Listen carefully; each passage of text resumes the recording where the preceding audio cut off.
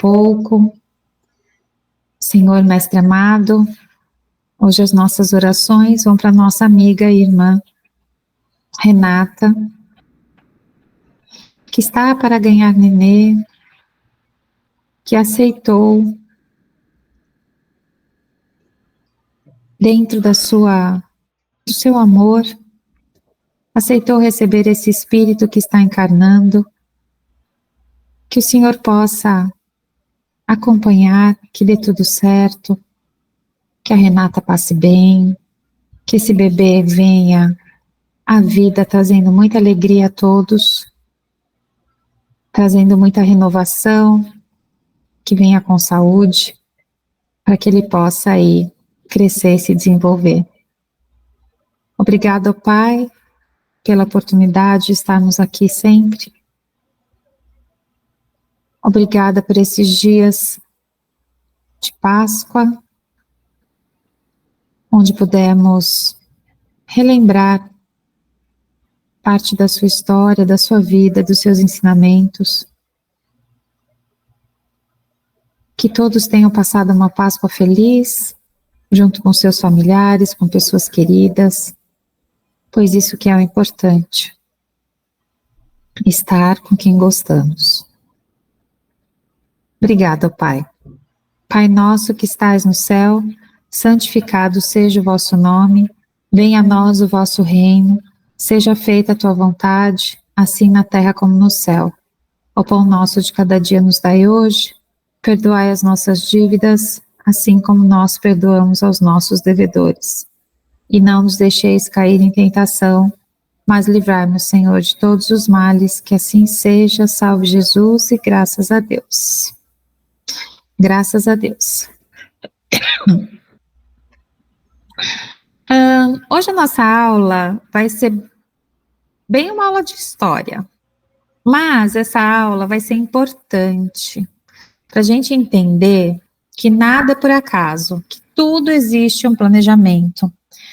Então, para o próprio Kardec, né, para a própria missão que o Kardec aceitou e desenvolveu muito bem enquanto encarnado, para que ele conseguisse ter êxito, ele não veio sozinho, né? Então existia toda uma outra preparação de outros espíritos espalhados aí por toda a Europa, Rússia, que a gente vai ver, enfim, mas principalmente naquela região mais do hemisfério norte, né, porque Brasil e África, América, estavam todos ainda começando a se desenvolver, então o foco maior foi nessa região do hemisfério norte. E aí a gente vai entendendo que cada um teve a sua contribuição.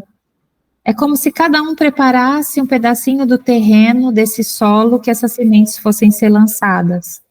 E todos eles tiveram uma grande importância também.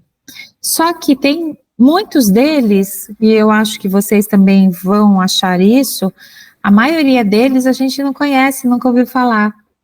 Então, hoje a aula tem a parte 1 e a parte 2, porque são muitos.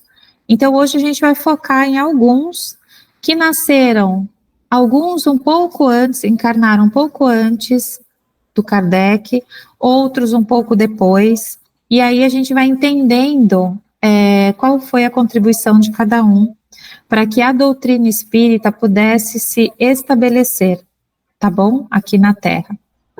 Pode passar, Wagner, por favor. A gente vai começando a falar sobre o espiritismo na Europa. A gente sabe que tudo começou principalmente na França, né, com as mesas girantes, e depois o próprio Kardec, que é onde ele morava, que ele começou a fazer todo esse trabalho de codificação, né, então de codificar tudo que os espíritos, através das psicografias de vários médiuns, estavam trazendo como a verdade, né, como conhecimento do mundo espiritual. Então, olha, entre os séculos 18 e 19, a comunidade científica da Europa teve sua atenção despertada para os ditos fenômenos paranormais. Então, a comunidade científica. Eventos tais como as mesas girantes e outras formas de manifestações espirituais provocaram questionamentos entre homens de vários campos da ciência. Então, olha que bacana, esses questionamentos, porque como tudo estava voltado para o materialismo na época, a ciência, ela só era comprovada através de evidências materiais, então essa parte quando começaram a trazer o mundo, os espíritos começaram a se manifestar para mostrar que eles existiam, né, que esse mundo existia e que ele era real, tudo isso trouxe muitos questionamentos nesse campo da ciência. E que até hoje isso reverbera. Então, como que você comprova alguns fenômenos que a ciência não explica? E a gente percebe que ao longo aí desses 200 anos pós-lançamento da doutrina, o quanto cada vez mais a ciência está se aproximando do que o Livro dos Espíritos e outros grandes livros que foram também decodificados, o quanto eles já traziam de informações importantes e que a gente ainda não tinha nem conhecimento enquanto ciência. Então, a seguir, teremos um breve resumo da vida desses cientistas que se tornaram os desbravadores do novo campo de pesquisas que se iniciava. Então, quando a gente vai ver aqui cientistas, então, a gente não vai falar tanto de médiums, tipo Chico Xavier, entendeu? Que ele tinha uma outra missão. Então, na verdade, nessa época, era como esses cientistas se inspiraram no que a doutrina espírita estava trazendo e começaram a tentar provar que ela era real, tá? Que ela é verdadeira. Pode passar, Wagner. Aqui eu fiz uma linha do tempo, porque como a gente vai falar de muita gente, só para vocês entenderem, eu fui colocando mais ou menos as pessoas aí, né, para vocês verem. Então, Kardec, ele nasceu em 1804 na França. E aí a gente vai vendo ao longo, né, de todas essas pessoas, que mais 3 são da França, 2 da Itália, que também é uma região que estava muito próxima, Inglaterra, e só um que era da Rússia, que era um pouquinho mais distante. E a gente vai entender também qual foi a função dele, sendo russo, o que ele contribuiu para o desenvolvimento da doutrina. Mas, por outro lado, a gente vai ver também que cada um, ele foi atuando num campo diferente de conhecimento. Alguns na área da psiquiatria, outros mais na área da física. Então, a gente vai vendo como todas essas, como se fossem micro pecinhas da ciência, elas foram se entrelaçando para cada vez mais dar força para o que o Allan Kardec estava trazendo no Livro dos Espíritos e, enfim, em toda a coleção, tá bom? Então, pode passar. A gente vai começar, então, por Alexandre Aksakov, russo. Então, era um filósofo. Então, vamos lembrar que a doutrina, ela une religião, filosofia e ciência. Então, olha aqui, um papel de um filósofo. Então, ele era um filósofo russo e investigador psíquico, de tradicional família da nobreza russa. Encarnou no sudoeste de Moscou, no dia 27 de maio de 1832. E na sua mocidade, Aksakov já revela acentuadas tendências para investigações a respeito das coisas relacionadas com a alma e o mundo espiritual. Tudo bem, Karen? Vou te dar um up aqui para você não se sentir tão perdida, tá bom? Hoje a gente vai falar de uns precursores do espiritismo que ajudaram Kardec, cada um à sua forma, de fortalecer a comprovação pela ciência o que o mundo espiritual estava trazendo através da doutrina espírita, tá? Então, volta só um para mim, por favor, Wagner, só para mostrar para Karen. A gente construiu uma linha do tempo mostrando, né, a partir de Kardec e como esses outros precursores, que eram espíritos também, que vieram com essa missão, como todos eles, ao longo desse período até 1860, que é a parte 1, o quanto eles foram contribuindo e preparando o terreno e fortalecendo o terreno para que a doutrina espírita pudesse se estabelecer e ser vista principalmente dentro da comunidade científica, tá? Como algo que a ciência poderia comprovar como real. Então, tem pessoas da França, aí da Escócia, da Itália, da Inglaterra e da Rússia. A maior parte do hemisfério norte mesmo, aquela parte central, porque a América estava se desenvolvendo, a África estava se desenvolvendo nessa época, a maioria era ainda colônia dos países europeus, né? Então, até pelo próprio planejamento espiritual, concentraram tudo nessa região europeia. Pode passar, Wagner. Cara, o próprio. Agora que perdeu a guerra lá, o Napoleão. Napoleão, ele era um precursor, era para ser considerado um precursor, né? Também. Qual que seria mais ou menos o papel do Napoleão no espiritismo, assim, indiretamente falando? Ele ia preparar a França. A França, ela foi o país escolhido para ser o berço. Só que, na verdade, quando eu li sobre a relação, né, de Napoleão e do Kardec, que os dois vieram com essa missão, né, de expandir o espiritismo, enfim, na verdade, de apresentar, né, não é nem expandir, de apresentar.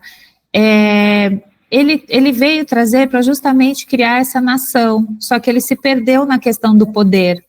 Só que, ao mesmo tempo, fala que mesmo ele fazendo tudo errado, deu certo, porque os planos divinos sempre são perfeitos. Por quê? Porque ele causando toda a revolução napoleônica, a guerra, enfim, sem querer, sem ter essa intenção, ele acabou propiciando, principalmente, o fortalecimento dos estados, que muitos eram feudais, ainda eram feudos, então quebrou aquela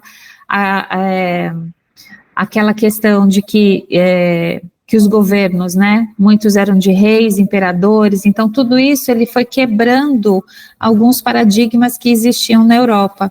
Então é como se essa guerra fosse necessária para sacudiu a Europa, desmontou um monte de conceitos que a Europa tinha, para que aí conseguisse o Kardec fazer essa implantação, tá? Que lançou agora, né, uma série do Napoleão, da Apple TV lá. Ei. Você tampou o vídeo? Eu tampei. Lançou lá na Apple TV lá uma série do Napoleão, aí explica um pouco desse ser diferenciado que ele era, né? Missionário. Sim. E como ele se perdeu e tudo. Nessa ótica espírita aí fica bem interessante, né? Ver a vida dele. Assim. Mas essa série é sobre a ótica espírita? Não, é uma série histórica do Napoleão. É uma série histórica só. Então, porque diz que ele era extremamente inteligente e estrategista. Ele era muito bom estrategista, porque ele veio dotado dessa habilidade para justamente desenvolver as estratégias para o desenvolvimento da França, né? Só que se perdeu no poder, de querer mais, de querer conquistar outros países, outros territórios, né? Então, vamos lá. Então, volta por favor, que esse aqui eu não terminei de falar. Então, o que eu vou chamar ele de Alexandre, tá? Porque se eu ficar Aksakoff toda hora, eu vou começar a ter crise de tosse aqui para falar esse sobrenome. Então, o Alexandre, vou falar de forma mais íntima, tá? O Alexandre, ele já tinha essas tendências para essa investigação a respeito das coisas relacionadas com a alma e o mundo espiritual. Então, era isso que ele queria entender. O que é essa parte psíquica do ser humano relacionada com a alma, né? E aí, pode-se dizer que o seu trabalho de propaganda começou em 1855, com a tradução para o russo de todas as obras de Allan Kardec. Então, olha só qual foi a contribuição dele, né? De pegar toda essa obra e traduzir para o russo, para poder a comunidade russa, ela poder ter acesso a essa doutrina. Então, além de fazer tudo isso, ele também traduziu para o russo obras de outros pensadores muito importantes, para que abrisse o pensamento das pessoas naquela época, naquela região. E aí ele fundou também periódicos, como se fossem jornais, né, o Physistische-Studien, que era uma das maiores revistas com que o espiritismo hoje conta, inclusive na Rússia. Então, desde aquela época já começou esse trabalho e que se preserva até hoje. Pode passar. Além de animismo e espiritismo, e um caso de desmaterialização, publica Études sur les matérialisations des formes humaines. Estou inventando aqui um francês, no qual trata a escrita direta, impressão de mãos materializadas. Então, imagina naquela época você imprimir uma mão que não existia porque ela foi materializada. Imagina o alvoroço que isso poderia causar na comunidade científica e nas pessoas, tá? Depois escreveu Os Precursores do Espiritismo, desde 250 anos, um monumento de preocupação científica em russo, que também foi fundador e diretor da revista Revue du Médium e de outros periódicos, e desencarnou em São Petersburgo no dia 4 de janeiro de 1903. Então a gente percebe, né, o quanto ele foi importante, principalmente nessa parte também da tradução. Pode passar, Wagner. E aí a gente vai entender um pouquinho como que estava a Rússia naquela época, porque a gente fala muito da Europa, a gente tem muita noção histórica mais do que estava acontecendo no continente europeu. Mas lá na Rússia eram os czares, que eram como se fossem os grandes imperadores, né, que os seus reinados iam passando de geração. Só que o Alexandre II, olha que bacana, porque ele também veio para contribuir. Ele foi promovendo inúmeras reformas, principalmente da emancipação dos todos os 23 milhões de servos. Então, vocês imaginam que naquela época existiam toda essa população, em 1800 lá e pouco, né, de servos que não tinham essa liberdade. E, além disso, eles também tinham uma política de proteger os cristãos ortodoxos sob o domínio do Império Otomano. Então, de alguma forma, ele também estava protegendo a quem acreditava em Cristo, não necessariamente na doutrina espírita, mas os cristãos. Então, ele também contribuiu nesse sentido das pessoas poderem ter a religião a que elas gostariam de ter. E aí fala que tudo isso causou também uma série de desentendimentos, que foi o que acabou fazendo com que a Rússia entrasse na Primeira Guerra Mundial, mas ao lado da França, do Reino Unido e da Sérvia, contra o Império Alemão, Austríaco e o Otomano. Então, ela também, nessa parte da guerra, da Primeira Guerra Mundial, e lembrando que a Primeira Guerra Mundial, ela não tem nada a ver com Napoleão. Napoleão foi aí, talvez uns 70 anos antes, se não mais, não lembro de cabeça, mas foi bem anterior às guerras napoleônicas, mas que a Rússia também acabou contribuindo para, ao lado da França, que era o país que seria o berço do espiritismo, que pudesse ajudá-lo nesse sentido. E aí fala que ele funcionava como essa monarquia absoluta até essa revolução, e depois tornou-se uma monarquia constitucional. E o que isso mudaria, né? Monarquia absoluta é que o rei é absoluto nas suas decisões, os czares, no caso aí. Quando ela é constitucional, ela acaba constituindo um parlamento, né? Que os ajudam nessa parte de votação e de tomar as decisões ali do país. E aí fala que esse império, né, do Alexandre II, ruiu durante a Revolução de Fevereiro de 17, em grande parte como resultado de falhas enormes na sua participação na Primeira Guerra Mundial. Mas mesmo com essa grande, entre aspas, falha da Rússia, ela foi providencial para que o espiritismo também pudesse se desenvolver, tá? William Crookes, ele já nasceu em Londres, na Inglaterra, no dia 17 de junho de 1832. Ele é mencionado como sendo um dos mais persistentes e corajosos pesquisadores dos fenômenos paranormais. Desenvolveu um importante trabalho na área de fenomenologia espírita. As mais notáveis experiências mediúnicas levadas a efeito por esse ilustre cientista foram realizadas através da médium Florence Cook, quando obteve as materializações do espírito que dava o nome de Kate King, fato que abalou o mundo científico na época.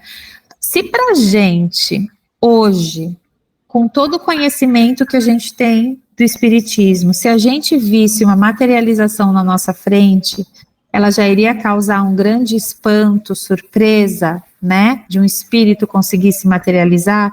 Vocês imaginam naquela época o que isso causou, né? O que foi, e ele nessa parte assim, de um pesquisador super árduo nesse sentido, e era isso que ele queria focar. Então cada um, novamente, vai focando num pedacinho, numa parte dessas questões espirituais. Agora vocês conseguem imaginar que é que fala que ele abalou o mundo científico da época, porque eles eram totalmente materialistas, e como eles veem, de repente, um espírito se materializar na frente deles, né? Então, era realmente para causar essa ruptura de pensamento. Pode passar.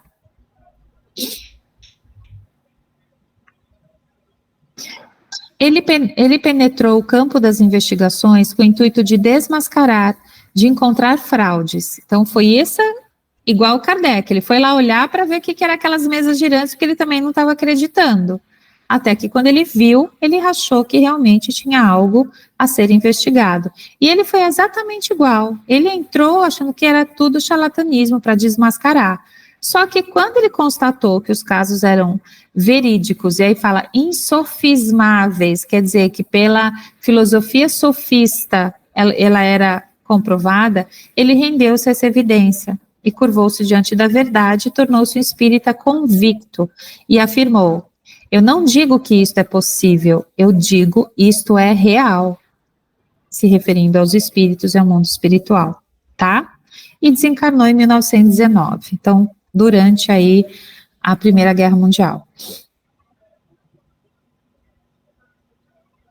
Outro, César Lombroso, na Itália, nasceu em Verona, na Universidade de Viena, ao lado de mestres da psiquiatria, que ele afirmou a sua vocação médica, especialmente psiquiátrica, aprofundando-se desde então na leitura de livros sobre o assunto. Então, mais um que começa pela medicina, pela psiquiatria, entender o que é essa mente humana e o que ainda não estava sendo explicado. As experiências testemunhadas e documentadas ao lado da médium de efeitos físicos Eusápia Paladino abalaram definitivamente as suas convicções e transformaram-no em um dos maiores defensores da realidade espiritual.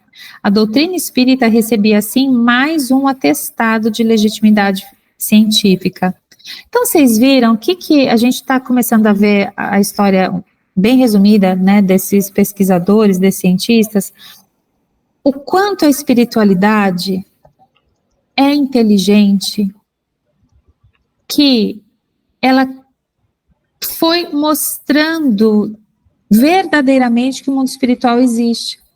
Que é diferente de falar assim, o mundo espiritual existe.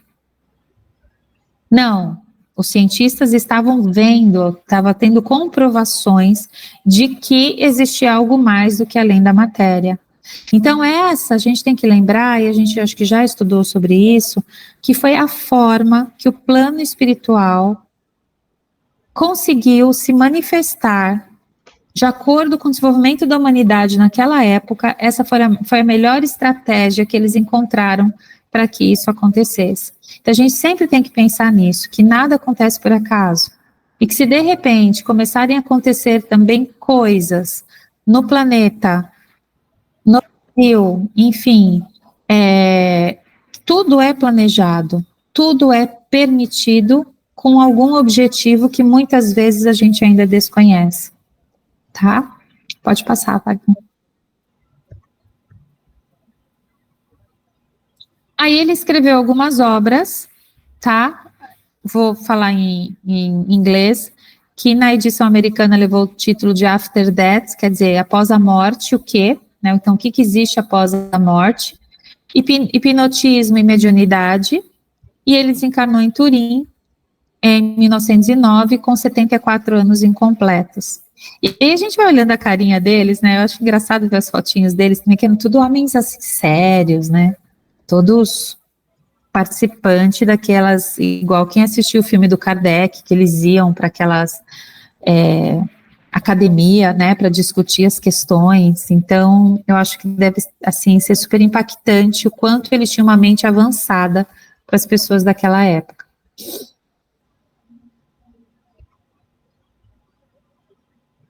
Camille Flammarion, o nome dele quer dizer aquele que leva a luz. Nasceu na França, também em 42. Ainda jovem, estudante, Flammarion teve o seu primeiro contato com o espiritismo. Nessa oportunidade, escrevia ele o livro A Pluralidade dos Mundos Habitados. Olha só que a gente escuta isso no Livro dos Espíritos. Quando veio a conhecer o Livro dos Espíritos. Quer dizer, ele já estava escrevendo sobre isso quando ele conheceu o Livro dos Espíritos, se identificando de imediato com a obra.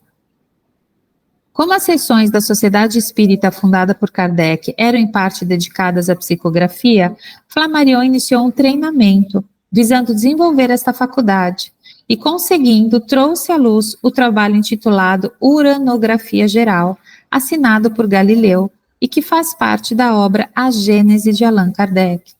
Então, ele já trabalhou muito mais próximo de Kardec, contribuindo, inclusive como médium, psicografando partes dos trabalhos do que a espiritualidade estava mostrando, tá? Isso eu nem sabia dessa parte que faz parte da obra da Gênese. Vou dar uma pesquisada sobre esse trabalho. Deve ter algum capítulo. Pode passar. Então, suas principais obras no campo da astronomia e do espiritismo foram Deus na Natureza, As Casas Mal Assombradas. Vocês conseguem imaginar esse livro, o que era na época? Que as pessoas viam as casas, entre aspas, mal assombradas, mas não sabiam o que eram aqueles espíritos. Narrações do Infinito, O Fim do Mundo, Sonhos Estelares, Urânia Estela, O Desconhecido, A Morte, Seu Mistério, Problemas Psíquicos. E ele desencarnou em 1925.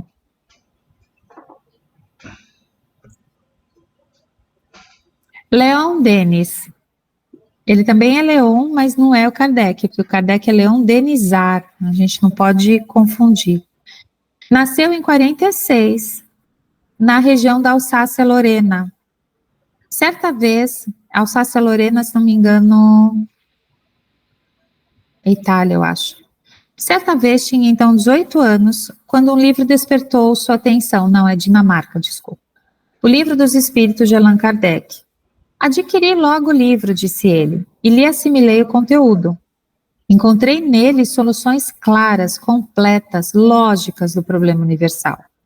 E sua vida absolutamente coerente com a sua obra lhe vale o título de apóstolo do Espiritismo. Apressa-se em concluir O Gênio Céltico e O Mundo Invisível para entregá-lo a seus editores, só que não chegou a vê-los publicado, porque ele acabou falecendo antes. Mas olha só, ele foi atribuído como apóstolo do Espiritismo. Então a gente também consegue entender a importância desse espírito na fortificação da doutrina nessa época na Europa, tá? É nesse espírito de total entrega que ele atravessa imperturbável todas as tormentas da existência, sempre firme em posto, escrevendo livros, entre outros títulos: Cristianismo, Espiritismo, Depois da Morte, Espíritos e Médiuns, Joana d'Arc, O Porquê da Vida, O Problema do Ser, do Destino e da Dor, fazendo palestras, presidindo congressos, sempre esclarecendo, consolando e animando as pessoas. E aí desencarnou em 1927, tá? Então essa foi a contribuição desse espírita. Se você quiser falar alguma coisa, você fala, tá, Wagner? Gabriel Delany. François-Marie Gabriel Delany. Nasceu em Paris em 57 e mostrou a estreita relação entre a ciência e a espiritualidade, unindo através da sua palavra clara e objetiva a ciência, a filosofia e a moral espírita. Então, olha o trabalho desse, né, espírito, desse irmão, né? Ele fortaleceu o trabalho que já vinha na codificação, mostrando essa relação entre ciência, espiritualidade e filosofia e a moral espírita. E com apenas 28 anos, publicou sua primeira obra intitulada O Espiritismo perante a Ciência, nos idos de 1885. Gente, a gente tem que lembrar também, eu gosto muito de pensar nisso, a dificuldade que era publicar um livro. Agora a gente digita num computador. Naquela época não tinha luz elétrica, era caneta de pena, eles escreviam a luz de vela. Então vocês imaginam todo o trabalho que eles tinham, que era manual mesmo, para fazer essa publicação, de fazer esse manuscrito, para ir para uma tipografia, a tipografia colocar todas as letrinhas lá na ordem, imprimir. Então, tudo era muito difícil naquela época. E mesmo assim, todos eles foram contemplados com essa missão e cumpriram essa missão. Cada um cumpriu a sua, né? 16 anos após a desencarnação de Kardec, então Kardec já tinha desencarnado, e na mesma época que Leon Denis publicou sua primeira brochura O Porquê da Vida, que data de setembro de 85, o início da atividade escrita dos dois grandes pioneiros do Espiritismo pois, mais ou menos em paralelo. Então, os dois começam paralelamente, após o desencarne de Kardec, a continuar escrevendo, interpretando, fortalecendo com outros livros o que o Espiritismo estava trazendo. Todas as suas obras se acham hoje entre os grandes clássicos do Espiritismo, e o mundo inteiro as conhece. O mundo inteiro não, porque eu não conheço. A Alma Imortal, O Espiritismo perante a Ciência, O Fenômeno Espírita, A Evolução Anímica, As Aparições Materializadas dos Vivos e dos Mortos, Os Fantasmas dos Vivos. Eu acho o nome desses livros, assim, muito geniais. As Aparições dos Mortos, A Reencarnação e etc. A gente pode até dar uma pesquisada se esses livros existem traduzidos, né, Wagner? Que às vezes nem tem traduzido para cá, e pôr como curiosidade de leitura para quem quiser dar uma folheada, né? A gente podia depois dar uma pesquisada nisso. E aí ele desencarnou em 1926. Pode passar. Arthur Conan Doyle. Nasceu 22 de maio de 59, na Escócia. Havendo renunciado ao catolicismo, que não satisfazia seu espírito evoluído, permaneceu materialista. Olha que interessante. Com o tempo e as experiências, chegou a uma conclusão definitiva e tornou-se um dos mais valorosos divulgadores do espiritismo. Então, primeiro ele abandonou o catolicismo, porque ele não acreditava o que a religião católica pregava naquela época. Foi para outro oposto, tornando-se materialista, ou seja, negando qualquer existência extra matéria. E com o tempo e as experiências, ele virou, né, por outro lado, se tornando um dos maiores divulgadores do espiritismo. Por causa da doutrina espírita, Conan Doyle deu seu coração, sua fortuna e, por último, a sua vida. Pode passar. As suas obras, ou quase todas, foram há pouco tempo publicadas em nosso país, entre elas História do Espiritismo, A Nova Revelação, e escreveu histórias e aventuras de Sherlock Holmes, o precursor da polícia técnica, que é o herói Sherlock Holmes. Desencarnou no dia 7 de julho de 1930. Engraçado que eu estava lembrando desse nome, mas eu tinha esquecido que ele era do Sherlock Holmes, o escritor do Sherlock Holmes. Pode passar, curiosidade só. Acho que esse era o último, não. Ernesto Bosano. Foi um dos mais eruditos sábios dos últimos tempos. Nasceu em Gênova, na Itália, no ano de 1861. Dado seu inusitado interesse pelo estudo do espiritismo, em cujo afã dedicou metade da sua existência de 81 anos, mereceu o cognome de grande mestre da ciência da alma. Trabalhando 14 horas diárias durante 52 anos, elaborou um estudo que, se fosse enfeixado num livro de tamanho médio, resultaria num volume de 15 mil páginas. Gente, olha a dedicação. 14 horas diárias, durante 52 anos. Quem que faz isso? Naquela época, escrevendo com caneta de pena e resultando em um livro de 15 mil páginas. Nem um cursinho de inglês aqui, eu aguento meia hora estudando ele. Então, assim, a gente não imagina, né, o trabalho que é tudo isso. E a gente nunca tinha ouvido falar de Ernesto Bozano. Então, eu acho que essa aula é bacana, porque abre um pouco o nosso horizonte, que a gente só fala Kardec, Kardec, Kardec, Kardec, que só fala Chico, Chico, Chico, Chico. E tem tantos outros que são importantes, né, que fizeram como se fosse uma rede, né, uma rede de interligação para que o espiritismo ele conseguisse se sedimentar mesmo, né. Então, para colimar seus estudos, contou com um concurso valioso de 76 médiuns, tendo ainda deixado 9 monografias inconclusas. Então, ele tinha o apoio de 76 médiuns, entre aspas, trabalhando para que ele pudesse fazer esse estudo aprofundado sobre o espiritismo, sobre a ciência da alma. Pode passar, Wagner. Será que ele é um dos fundadores lá, o sobrenome dele é do negócio de barba lá, da Bozano? Só seus parentes, né? Eu não sei se a Bozano é brasileira ou se ela é italiana, nem sei. Aqui tá que ele é italiano. Oi? Italiano, já estou pesquisando aqui. É uma empresa italiana mesmo que veio para o Brasil? Primeira obra por ele publicada. Bom, se foi toda a sua fortuna também nisso, é porque ele já era de família rica. Primeira obra por ele publicada, com o fito de sustentar a tese espírita, foi A Hipótese Espírita e a Teoria Científica, a qual se seguiram outras não menos importantes.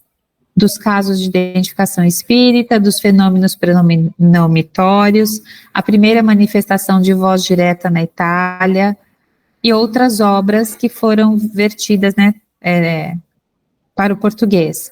Animismo, Espiritismo, Pensamento e Vontade, Os Enigmas da Psicometria, Metapsíquica Humana, Crise da Morte, Xenoglossia, Fenômenos Psíquicos, Fenômenos de Transporte. Então, ele desencarnou em 1943.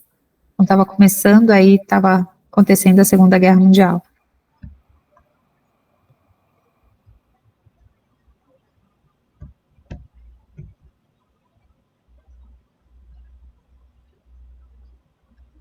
Acabou? Ah, tá. Então, gente, assim, é principalmente importante a gente entender novamente que para o Kardec chegar e produzir o que ele produziu, teve todo um esquema, né, grandioso, entre outros espíritos que vieram antes para abrir o caminho, para mudar a mentalidade das pessoas, para sair da idade das trevas e para a idade da luz, para a época da luz, outros, tanto músicos, pesquisadores, cientistas, todos eles foram abrindo o campo para que quando chegasse o momento da doutrina ser estabelecida, que aí já estava meio que o solo um pouquinho preparado. E quando a gente for ver no Brasil, teve o mesmo processo.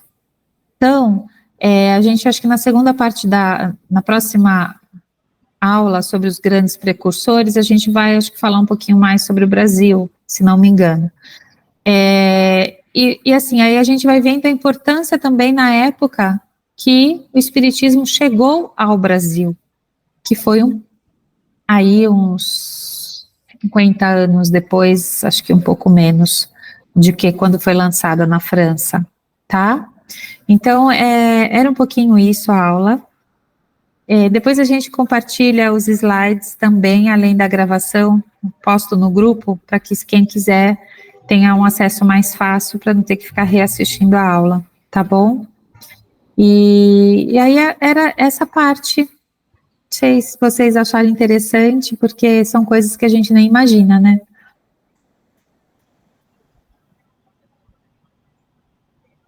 Alguém tem alguma pergunta? Gostaria de falar alguma coisa? Não? Então, com você, Wagner. Beleza? Eu só pesquisei aqui rapidinho que o Mário Bolzano foi o fundador da Bolzano que veio da Itália. Deve ser parente desse cara aí. Tá no mudo, tá? Precisa ver se Bozano não é igual Silva e Souza aqui, né? É, Vai saber se é a mesma família. tá bom. Agora a gente tá falando da missão desse pessoal aí importante aí para preparar para o Kardec.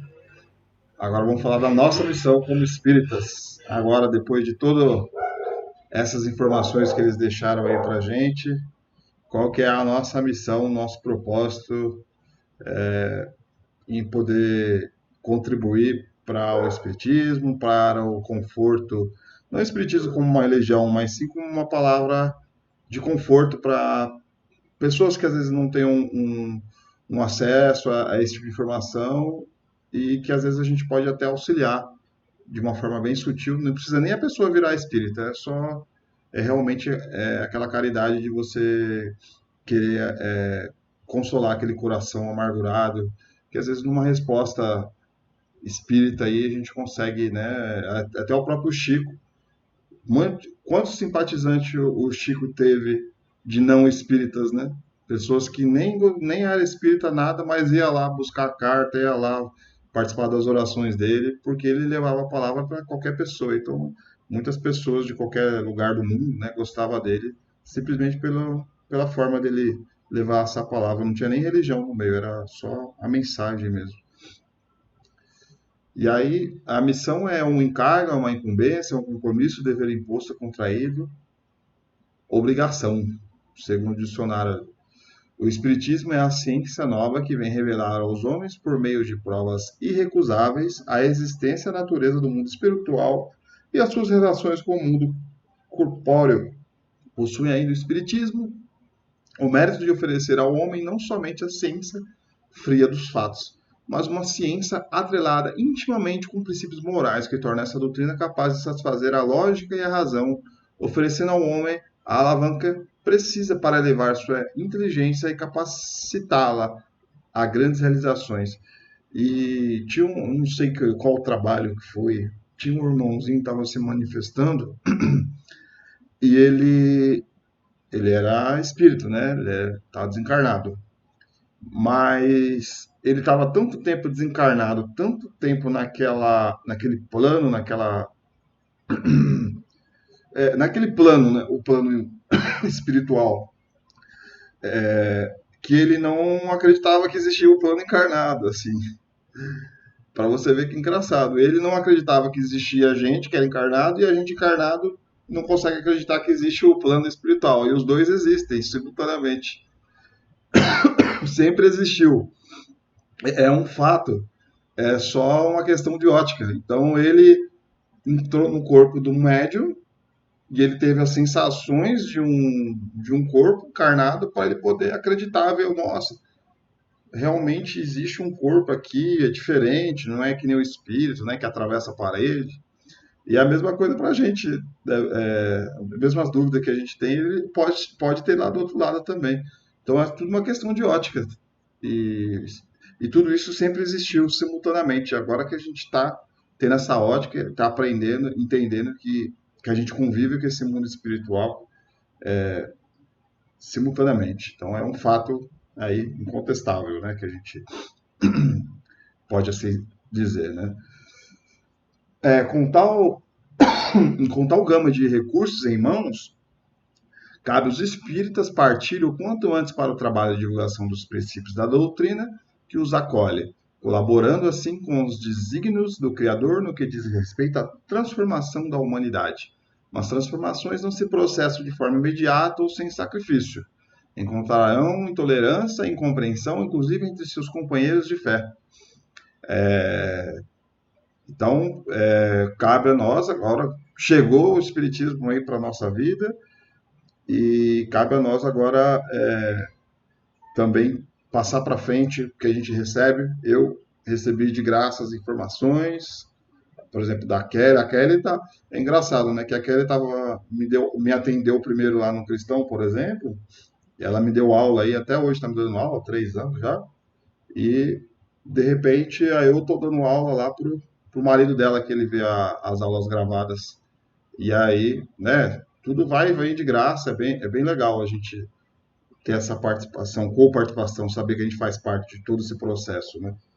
E a gente, como espírita, lembra do Chico, quando teve lá o Emmanuel falando: vão caçoar de você, vão zombar de você, vão te humilhar, você vai ter uma vida. Qual foi a vida que. Teve mais coisa que ele falou, né? Uma vida dura, uma vida difícil, vão te martirizar, vão te chamar de louco. Tem certeza que você quer entrar nessa aí?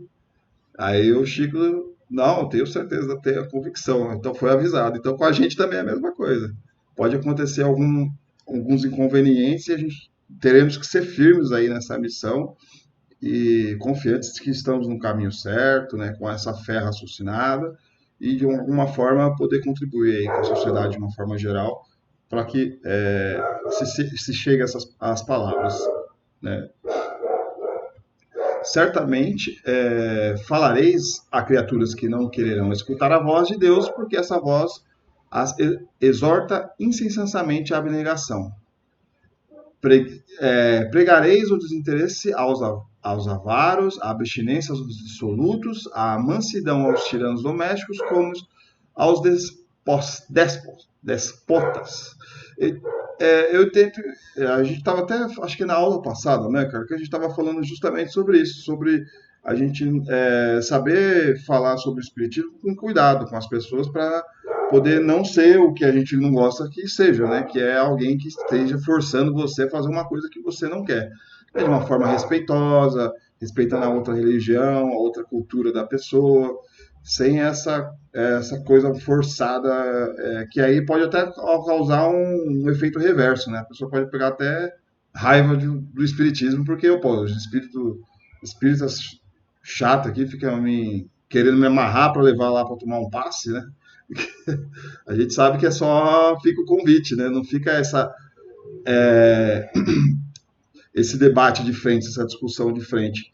É que nem teve uma história não, né? Um fato que aconteceu de várias religiões, acho que era no Super Pop lá da Luciana Gimenez, estava um representante da Igreja Católica, um do Evangélico, um do Banda e o Divaldo do Espiritismo. Aí várias discussões polêmicas lá e tudo. Aí descascaram no Divaldo lá, e o Divaldo só não retrucou, não falou nada. E aí as pessoas ficou bravo, né? Porque o Divaldo não defendeu o espiritismo, não confrontou as ideias, não sei o que. Então, é aí que tá. Aí depois que fez entender o porquê que ele ficou quieto. Porque justamente ele não quer confrontar, ele não quer de falar qual religião está mais certa do que a outra, ele simplesmente aceita as pessoas como são. Se quem estiver interessado em ouvir, vai ouvir a verdade, né? Que nem Jesus fala, né? Ouve a verdade quem tem ouvidos, quem não tem, porque, né? Passa direto. E aí, acho que eu entendi disso aí, depois dessa polêmica aí, tá na TV, né? Aí, faz-se mister regueis com os vossos suores o terreno onde tens de semear, porquanto ele não frutificará e não produzirá, senão sob os reiterados golpes da enxada e da charrua evangélicas. Ele está falando muito, né, desse sacrifício, desse esforço de fazer esses trabalhos. E de pregar, pois eu levai a palavra divina aos grandes que a desprezarão, aos eruditas que exigirão provas, aos pequenos e simples que aceitarão. Então, é muito fácil, né? É fácil no sentido de a pessoa que que é mais humilde, que já tem a humildade ali no coração dela, ela é mais fácil, mais receptiva a receber uma informação espírita. Uma pessoa que tem muito conhecimento, muito estudo lá, diplomas e coisas, ela já tem uma tendência a ficar mais redutiva a escutar novas ideias, né? Ela já tem uma ideia muito bem formada, muito bem, ela não quer, é mais difícil dela sair dessa posição. E aí, aqui está falando dos tipos de pessoas que vão receber essas informações espíritas, né? Vamos dizer, né? O trabalho de divulgação exigirá total comprometimento dos espíritas, visto que muitas vezes seus interesses particulares deverão ser deixados em segundo plano. Não raramente seus esforços serão rotulados como um fanatismo e será cobrada a profissão de atos e pensamentos que estarão longe de possuir. Diante de tantas adversidades, Deus proporcionará a todos que não tiveram fé nos objetivos viva a companhia dos companheiros desencarnados que renovarão suas esperanças, apoiarão seus passos para que não vacilem, enviarão a inspiração para que a sua palavra seja o reflexo da vontade do Pai. Então, outra questão muito importante, né? O fanatismo é esse equilíbrio entre o não ser fanático e não ser descompromissado, vamos dizer assim, com a missão, né, dos espíritas, vamos dizer, né? E aí a gente está encarnado, temos os prazeres da encarnação, temos as distrações da própria encarnação que nós estamos conduzidos a viver. Estamos conduzidos a ir passear, ir no parque, fazer as coisas da vida, né? Trabalhar, né? E ao mesmo tempo, que nem aquela discussão que a gente tem, né? De alimentar o corpo e alimentar o espírito, né? Tudo exige um equilíbrio.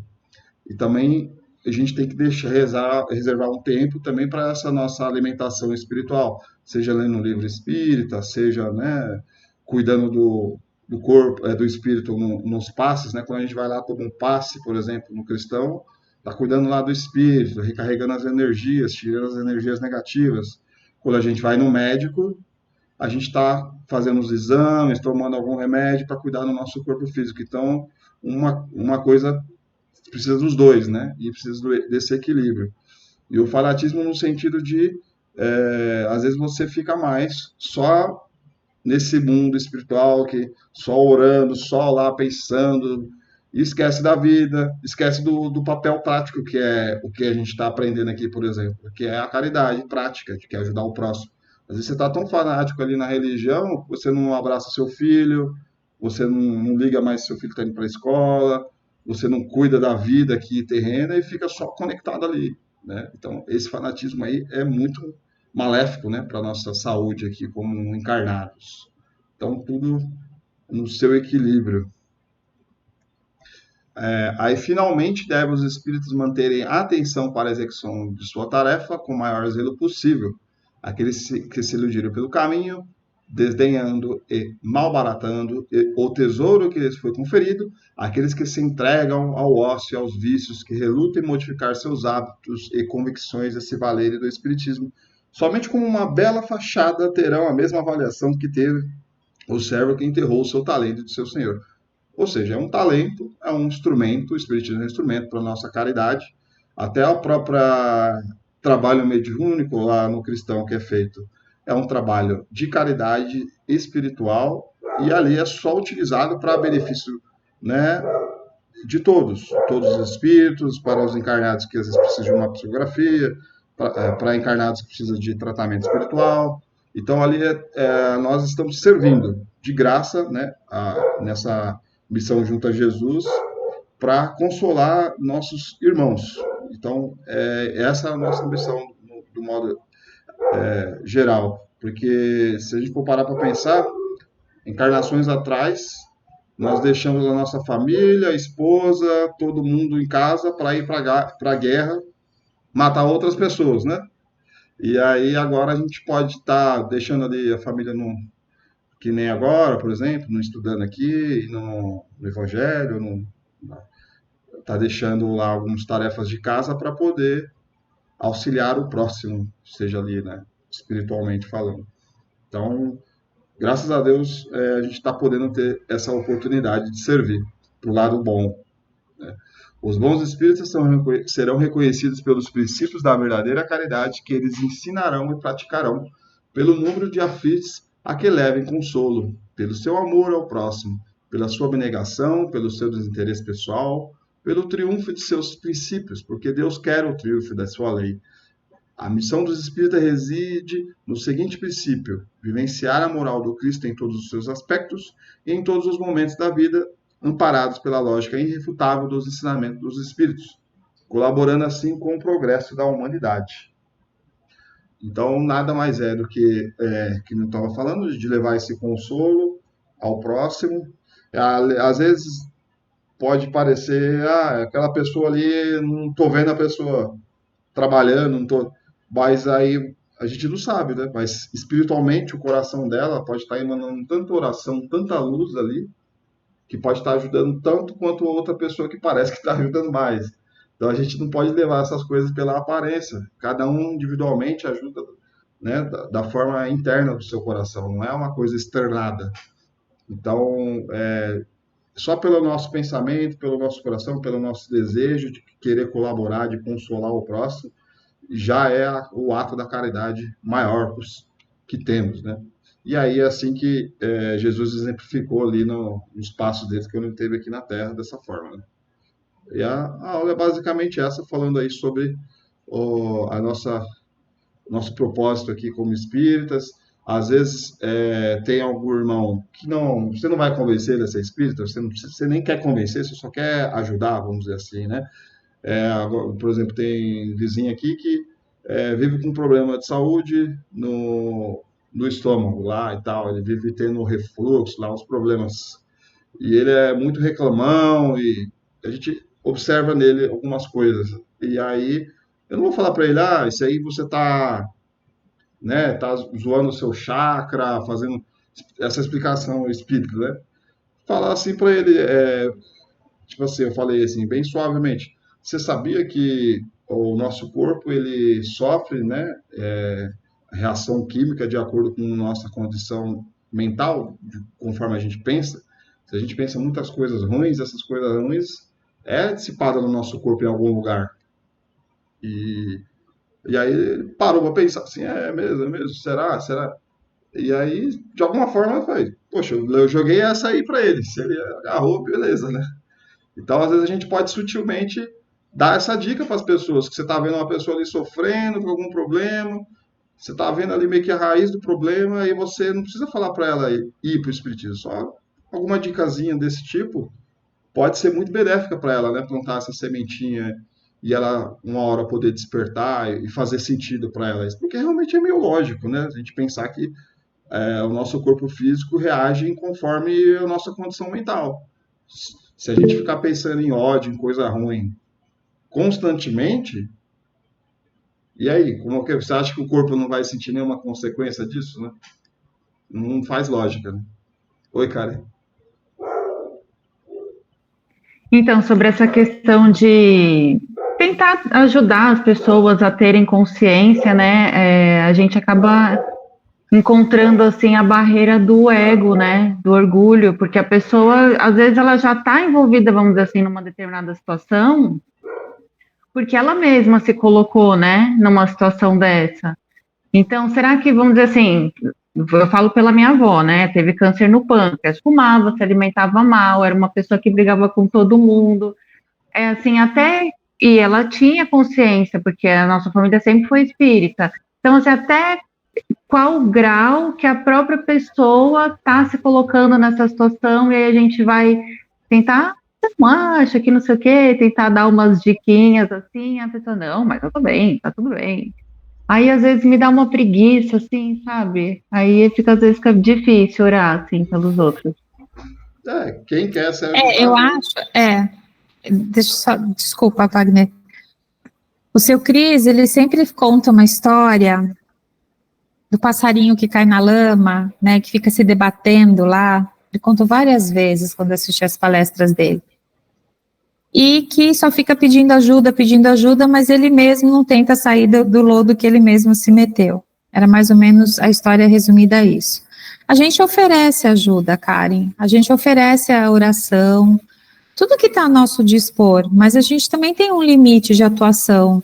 Se o outro não quer, é o caminho do outro, né? A gente não pode tomar decisões pelo outro. Mesmo que essas decisões do outro a gente está vendo que está prejudicando ele, mas pertencem a ele, porque a gente sabe que tem muitos espíritos que são endurecidos mesmo. E o que é um espírito endurecido? É esse espírito cheio de ego, de achar que está sempre certo, que não quer se modificar, que acha que não precisa, que está tudo bem desse jeito, que a gente que está errado, a gente que é louco, a gente que é maluco. Então, assim, a gente tem que fazer a nossa parte, mas a nossa parte é até a vírgula. Depois o resto é da outra pessoa até o ponto final dela, entendeu? Então, assim, não entregar na mão de Deus, né? Fala, olha, eu fiz, eu tentei, eu conversei, incentivei. Cada um a gente usa uma estratégia diferente, mas é como você falou, uma pessoa de idade. E a gente sabe que quanto mais idoso, mais difíceis eles ficam, né, de modo geral. Mais teimosos, né, mais resistentes, porque já viveram uma vida e eles se acham sábios nesse sentido, né? Então é a gente realmente continuar lá fazendo a nossa oração, como que fala, mantendo uma boa convivência, uma convivência respeitosa, e deixar que a vida se encarrega, essa que é a verdade, a vida se encarrega, tanto como encarnado quanto desencarnado. Porque às vezes é o nosso desafio também, né, ter que lidar com uma situação dessa, né? Sim. Ter que, vamos dizer assim, se manter resignado, vendo a pessoa bater a cabeça na parede, e aí você fala, bom... quando a pessoa no máximo posso botar uma almofada na parede, né? Não tem muita situação. Quando a pessoa está pronta, acho que vocês já tiveram essa experiência, né? Quando você falou uma coisinha do espiritismo, a pessoa abriu os olhos assim, nossa, que legal, ela mesmo por si só, me passa o link desse vídeo aí, desse livro, ela por si só já começa a pesquisar sozinha, sabe? Ela já estava pronta, só precisou de uma faísquinha. Aí talvez esses aí sejam os ignorantes, no sentido de que eles não conheciam sobre isso e só faltava um pequeno impulso para eles caírem de cabeça, né? E aí tem outras pessoas que às vezes ela até tem um conhecimento, mas elas estão, que nem a Carla falou, endurecidas a modificar, né? É que nem um médico que trata câncer do pulmão e ele fuma, né? Muito incoerente. Ele sabe que isso faz mal, mas ele continua lá. Então, às vezes não é o médico endocrinologista que fala que os outros precisam emagrecer e ele é super obeso, né? Então, também. Não é por falta de conhecimento, às vezes é por falta de vontade. E também a gente tem que ter a consciência tranquila de quando a gente faz a nossa parte, que a gente não foi omisso, a gente até tentou ali o que foi possível, sem ser forçadamente, né? De uma forma respeitosa, e aí, poxa, fiz a minha parte, estou sempre aberto aí, o cristão está sempre aberto lá à disposição, quando você tiver interesse, e acabou, fizemos a nossa parte, porque senão a gente vai ser o chatão também, né? Eu nem falo assim necessariamente por conta de uma doutrina, né, porque assim, essas questões, né, do bem, do amor, elas são supra, né, o espiritismo veio para trazer luz a coisas que a gente não via, mas também já estão lá, né, e aí eu vejo assim, tipo, enfim, pessoas assim, insistindo no erro, mas de uma certa forma, ai, por que isso acontece comigo, que nem o negócio do passarinho, mas primeiro, a gente tem que fazer uma autorreflexão, né? O lance da reforma íntima. Tá bom, não estou confortável, estou achando horrível aqui onde eu estou, mas até o que eu fiz que eu posso fazer diferente para não continuar, né, nesse lugar, nessa situação. E aí você vai tentar, falar assim, você não acha que você fazendo isso vai continuar te mantendo nesse lugar? Não, mas tá tudo certo o que eu estou fazendo. Fala, tá, não, então tá bom, é isso. Tá bom, Deus ilumina, por favor. Sim, aí é aquilo, né, a pessoa, na verdade, quem não faz por onde, né, como a gente diz, não tem do que reclamar, né, então você não pode reclamar, foi sua escolha. Você tá aí nesse lodo, pedindo ajuda, mas você não se ajuda. Então, eu acho que isso é o mais importante. Para algumas pessoas, a gente tem uma abertura para falar de uma forma até mais, não rude, mas mais impositiva. Mais incisiva. Igual, incisiva, igual quando uma mãe fala com filha, não é não e não é pronto, né? E acabou. Então, tem pessoas que a gente consegue falar de uma forma assim mais para dar o chacoalhão, mas tem pessoas que a gente não tem tanta proximidade ou intimidade o suficiente para falar daquela forma, ou a gente sente que se a gente falar dessa forma vai gerar um melindre maior, uma outra situação pior. Então, cada caso é um caso, né, Karen? Mas é isso. A doutrina provoca a reforma íntima, e eu acho que esse é o maior desafio de qualquer espírita, antes de querer ser médium, de querer ser qualquer coisa, é querer ser uma pessoa melhor a cada dia. Eu acho que esse é o recado. Não, a doutrina não quer que todo mundo seja médium, nem que todo mundo fique trabalhando em casa espírita. Não é isso. A doutrina prega que a gente tente ser cada vez mais uma pessoa do bem, né? Não importa a sua área de atuação, não importa de que forma você vai se tornar uma pessoa melhor. Mas tem os nossos limites encarnatórios, por isso que a gente está aqui, é um planeta de provas, então essas pessoas estão passando por provas. Vão falhar? Provavelmente essas sim, assim como nós falharemos em várias questões. Mas essas pessoas vão chegar do lado de lá e vão falar assim, puxa, como eu desperdicei a minha encarnação, né? Aí vai passar o filminho na cabeça, olha, fulana naquela época me disse tal coisa, ciclano naquela época me disse tal coisa, eu não quis ouvir, né? E aí vai ter que reencarnar numa condição para aprender tudo isso, né? Novamente. A gente está dando uns exemplos muito simples, muito comuns, né? Mas vai entre nós aqui. Todos nós aqui tem algum defeitinho, uns defeitos aí. Oxe. Nós temos consciência e não quer desapegar dele. Cada um sabe onde o sapato aperta. Cada um Brincadeira. Sabe. Tipo Napoleão Bonaparte e Deus discutindo no manicômio, né? É. Isso mesmo. A gente também tem esses probleminha que a gente vai falar, nessa vida eu acho que eu não vou resolver isso aí, não. Quando a gente se encarnar, chegar naquela porta que São Pedro vai estar lá na frente, daquele portão lindo, dourado, em cima de uma nuvem, cheio de carneirinhos, a gente vai chegar lá, né, ele vai abrir, você vai estar entrando feliz, saltitante, ele vai ser assim, ó, não, você não vai entrar aqui ainda não, pode voltar lá para baixo, né? Mas por quê? Eu fui tão boazinha, eu dei aula toda segunda e quinta noite pro básico, né? Não, você também fez isso, e é assim, né, gente? É difícil, cada um sabe onde aperta, cada um sabe, né? Certo? Certo. Então, ó, antes de acabar a aula, gostaria de deixar um recado. Então, segunda-feira que vem não tem aula. A gente vai postar de novo o vídeo, que é para assistir, e é para assistir mesmo, porque na outra segunda a gente vai conversar sobre o vídeo, tá? Eu vou escrever, a gente vai escrever tudo direitinho, mas já vou dar uma explicadinha. Qual é o objetivo? É a gente pensar, enquanto está assistindo o vídeo, enquanto está assistindo o filme, pensar de tudo que vocês já aprenderam aí no curso, quais as ligações, o que vocês estão identificando naquele filme que remete ao conhecimento que vocês têm. Então, o que vocês vão identificando lá de tudo que a gente aprendeu? Então, esse é o primeiro ponto. O segundo ponto é o que eu trago disso tudo para a minha vida, que eu acho que essa é a parte mais importante. Quando a gente fala de reforma íntima, então, que lições aquele filme está me ensinando, né? Que eu poderia aproveitar para me tornar uma pessoa melhor, ou pelo menos não cometer os erros que aparecem, né, das pessoas, enfim, no vídeo, tá bom? E aí, vocês também observarem passagens que mais vocês sentiram que, tipo, bateu em vocês na hora, né? Que aí a gente vai conversar daqui 15 dias, tá bom? Certo? Mas eu vou deixar tudo escritinho, ó. Tá balançando isso aqui porque tem uma gata raspando a cabeça, né? Aqui, ó. Ela não precisa encarnar, mas encarna na gente que é uma coisa. Tá bom, gente? Acho que era isso.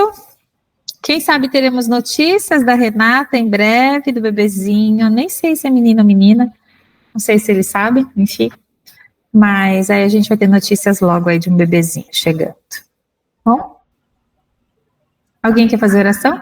Sileide, você tinha levantado a mão no momento? Ela tinha dado boas-vindas, o Carla. Ah, tá bom. Mas já tá para nascer? Então, eu acho que vai ser um pouco prematuro. Eu também achei que passou rápido demais. Mas Porque eu não tenho vi ela no certeza. centro tem acho que umas 2 semanas que eles estavam lá, não sei, não parecia estar com aquele barrigão gigante. Bem que ela é magrinha também, né? Diz que ela já estava essa semana com 1,5 dedo de dilatação e ela começou com contração hoje. Mas ainda está espaçada, sabe? Mas começou. Agora foguete não dá ré, né? No foguete não dá ré, isso mesmo. Torcer para que dê tudo certo. Alguém gostaria de fazer oração?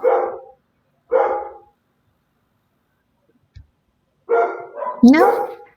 Então vamos lá, Wagner, hoje é com você.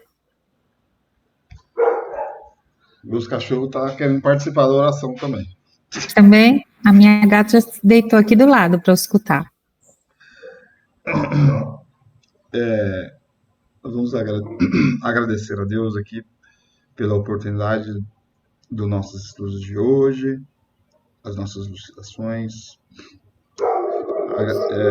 Pedir a Deus para iluminar nossas residências, cada uma das nossas residências. Lá, uma luz bem forte na calçada, um fecho de luz branco, passando por todos os cômodos, todos os cantos da nossa casa, equilibrando, harmonizando, trazendo muita paz, alegria, muita proteção para a nossa residência, iluminando também os corações dos nossos amigos familiares, dos nossos animais, nossas plantas. Que Deus que nos abençoe por essa semana maravilhosa. E muito obrigado por hoje. Muito obrigado pela participação e a paciência de todos também. E que possamos aproveitar na semana que vem o filme, né, que vai ser indicado. Que Deus nos abençoe. Pai nosso que estais no céu, santificado seja o vosso nome. Venha a nós o vosso reino. Seja feita a vossa vontade, assim na terra como no céu. O pão nosso de cada dia nos dai hoje. Perdoai as nossas dívidas, assim como nós perdoamos aos nossos devedores. E não nos deixeis cair em tentações, mas livrai, Senhor, de todos os males, que assim seja. Salve Jesus e graças a Deus. Graças a Deus. Então, boa semana, a gente se vê em 15 dias.